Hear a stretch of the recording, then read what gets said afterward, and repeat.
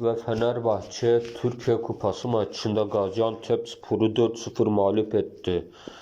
Sıdıki Şerif, Dorgele Sinene, Musabba ve Archie Brown'un golleriyle maçı 4-0 kazanan Fenerbahçe bir gruptan çıktı ve bu maçın ardından İstanbul'a dönecek olan Fenerbahçe hafta sonu oynayacağı Samsunspor maçının hazırlıklarına başlayacak ve kampa girecek olan Fenerbahçe yapacağı son antrenmanın ardından Samsunspor maçına çıkacak ve o maçı da kazanarak Galatasaray'la liderlik takibine devam edecek ve Beşiktaş Galatasaray'ın algı operasyonlarına